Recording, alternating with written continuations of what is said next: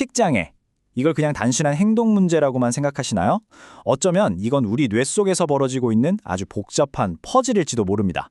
오늘 이 시간에는요, 통합의학과 한의학이 이 퍼즐을 어떻게 풀어내는지 그 흥미로운 도구 상자를 한번 같이 열어보려고 합니다.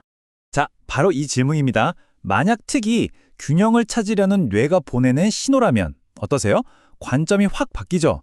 틱을 그냥 없애야 할 문제로만 보는 게 아니라 뭔가 균형이 깨졌다고 알려주는 뇌의 신호로 보자는 거예요. 그럼 이제부터 뇌가 도대체 왜 이런 신호를 보내는 건지 그 뿌리를 한번 찾아가 보시죠. 좋습니다. 그럼 이제 본격적으로 그 퍼즐의 핵심, 뇌 안으로 한번 들어가 보겠습니다. 틱이라는 게 사실 단순한 의지의 문제가 아니거든요. 뇌의 특정 회로에서 말이죠. 밟아! 하는 신호랑 멈춰! 하는 신호가 막 서로 엉키면서 일어나는 일종의 교통체증 같은 거라고 생각하시면 쉬워요. 그 교통체증이 일어나는 곳이 바로 여기 피질선조체 시상피질회로, 줄여서 CSTC 회로라고 부르는 곳입니다. 이름은 좀 복잡하죠? 괜찮아요. 그냥 우리 뇌의 움직임이나 충동을 조절하는 아주 중요한 컨트롤 타워라고 생각하시면 됩니다. 틱장애는 바로 이 컨트롤 타워에서 가속 신호와 정지 신호가 서로 싸우면서 그 섬세한 균형이 와르르 무너져 버린 상태라고 볼 수 있는 거죠. 자, 그럼 이 가속과 정지 신호가 뭐냐? 아주 쉽게 비유해 드릴게요. 우리 뇌에도 자동차처럼 페달이 있다고 생각해 보세요. 글루타메이트, 이게 바로 가속 페달입니다. 앞으로 나아가게, 행동하게 만드는 거죠. 반면에 가바, 이건 브레이크 페달이에요. 속도를 줄이고 멈추고 진정시키는 역할을 하죠. 어때요? 딱 와닿지 않으세요? 그런데 여기서 정말 흥미로운 사실이 하나 나옵니다. 이 연구 결과를 좀 보세요. 보통 생각하기엔 브레이크가 고장났나 싶잖아요? 근데 그게 아니라는 거예요. G 실험 모델을 보니까 글쎄 가속 페달인 글루타메이트도 브레이크 페달인 가바도 둘 다 엄청나게 높은 수치를 보이는 겁니다. 이게 무슨 뜻일까요? 한 발은 엑셀을 끝까지 밟고 다른 한 발은 브레이크를 미친 듯이 밟고 있는 그런 혼돈의 상태라는 거죠. 이 과부하가 결국 틱이라는 현상으로 터져 나오는 겁니다. 자, 이렇게 과열되고 혼란스러운 뇌의 시스템. 그럼 어떻게 균형을 되찾을 수 있을까요? 여기서 첫 번째 도구 상자를 열어보겠습니다. 바로 자연에서 얻은 지혜, 한약을 통해서 이 화학적인 불균형을 리셋하는 방법입니다. 이 표를 보시면 한의학적 접근이 얼마나 정교한지 알 수 있는데요. 이게 그냥 틱에 좋은 약 하나로 퉁치는 게 아니에요. 예를 들어 볼까요? 만약 아이가 분노를 잘 터뜨리고 근육경련이 잦다면 억간산으로 과도한 흥분을 가라앉혀주고요. 반대로 뇌가 지쳐 보이고 집중을 잘 못한다면 특허 유산균으로 발효시킨 발효건내 환으로 뇌의 브레이크 물질인 가바 생성을 도와주는 거죠. 불안하고 잠을 잘 못 자면 가미기 비탕을, 소화가 안 되고 기운이 없으면 이중탕을 쓰는 식으로 그 사람의 몸 전체 상태를 보고 맞춤형으로 접근하는 게 바로 핵심입니다. 바로 이 인용구가 그 점을 정확히 짚어주고 있습니다. 각 환자의 독특한 생물학적, 심리적 측면에 맞춘다. 이게 무슨 말이겠어요? 결국 목표는 뭐 하나로 모든 걸 해결하려는 게 아니라는 거죠. 한 사람 한 사람의 몸과 마음 전체를 보고 그 사람에게 꼭 맞는 종합적인 계획을 세우는 것.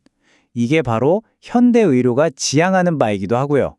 자, 지금까지는 뇌의 화학 공장을 살펴봤다면 이제는 그 공장이 들어서 있는 건물 자체를 한번 들여다볼 시간입니다. 바로 우리 몸의 구조 말이죠. 뇌는 그냥 머릿속에 둥둥 떠 있는 게 아니잖아요. 뇌의 기능은 우리 몸의 뼈대, 특히 목부터 허리까지 이어지는 척추의 정렬 상태와 아주 깊은 관련이 있습니다. 그 구조적인 문제를 해결하는 대표적인 방법이 바로 추나요법입니다.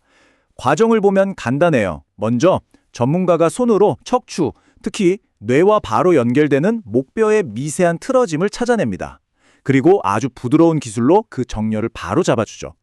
이렇게 되면 어떤 효과가 있을까요? 뇌로 가는 혈액이나 뇌척수액 같은 중요한 물질들이 흐르는 고속도로가 뻥 뚫리는 거예요.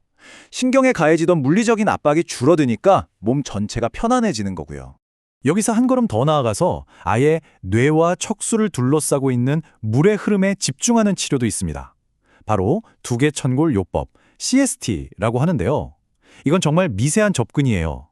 뇌와 척수에 영양을 공급하고 노폐물을 제거해주는 아주 중요한 액체, 이 뇌척수액의 리듬을 정상화시켜서 신경계 깊숙한 곳에 긴장을 풀어주는 원리입니다. 자, 화학적인 균형도 맞추고 구조적인 정렬도 바로잡았어요. 그럼 이제 마지막 단계는 뭘까요? 바로 뇌를 직접 훈련시키는 겁니다. 우리 뇌는 정말 놀랍게도 경험을 통해 스스로 변하고 새로운 길을 만들어내는 능력이 있거든요. 이걸 신경다소성이라고 부르는데 바로 이 원리를 이용해서 뇌의 내부 시계와 소통 방식을 다시 튜닝하는 겁니다. 뇌를 훈련하는 방법에도 크게 두 가지 길이 있습니다. 하나는 하향식 제어라고 해서 뇌의 총사령관, 즉 전전두엽을 훈련시키는 거예요. 밸런스 보드 위에서 균형을 잡는 훈련 같은 걸 통해서 불필요한 움직임을 억제하는 힘을 기르는 거죠. 다른 하나는 상향식 동기화인데요. 이건 마치 자동차 엔진의 타이밍을 맞추는 것과 같아요. 메트로놈 박자에 맞춰서 정확하게 움직이는 훈련을 통해 뇌의 기본적인 리듬 감각 자체를 재조정하는 겁니다. 이 두 가지가 함께 이루어질 때 효과가 극대화되겠죠? 이게 그냥 느낌상 좋아진다는 수준의 이야기가 아닙니다. 여기 화학적인 증거를 보세요. 리듬 훈련을 하고 났더니 실제로 뇌 속 신경 전달 물질에 변화가 생겼습니다. 흥분을 유발하는 도파민은 뚝 떨어지고 반대로 뇌를 안정시키는 브레이크 물질, 가바는 쭉 올라갔죠. 훈련을 통해 뇌의 화학적 환경 자체가 더 건강하게 바뀌었다는 걸 명확하게 보여주는 데이터입니다. 그리고 이런 훈련들과 더불어 아주 오래된 지혜인 침치료 또한 강력한 도구가 될 수 있습니다. 침치료는 마치 맥가이버 칼 같아요. 하나로 여러 가지 일을 하거든요. 연구를 보면 침치료가 도파민 시스템을 안정시켜서 가속 신호에 덜 민감하게 만들기도 하고 또 다른 한편으로는 흥분성 물질인 글루타메이트 수치 자체를 낮춰주기도 합니다. 이렇게 여러 경로에 동시에 작용해서 뇌의 균형을 되찾는 데 도움을 주는 거죠. 자, 지금까지 여러 도구들을 살펴봤습니다. 한약, 추나, 뇌훈련, 침치료. 중요한 건 이 도구들이 따로 노는 게 아니라는 점입니다.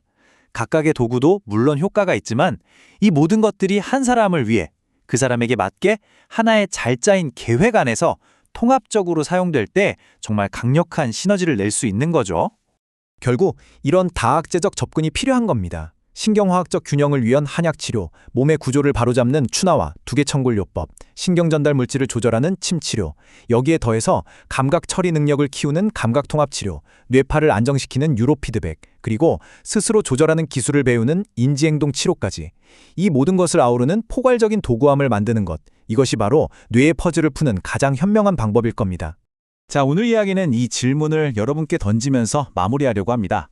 뇌에 대한 우리의 이해가 점점 더 깊어지고 있는 지금, 이렇게 한 사람의 몸과 마음 전체를 아우르는 통합적인 치료가 비단 틱장애뿐만 아니라 모든 신경계 질환의 새로운 표준이 될 수 있지 않을까요? 앞으로의 뇌건강 관리, 그 미래에 대해 한 번쯤 생각해보게 되는 질문인 것 같습니다.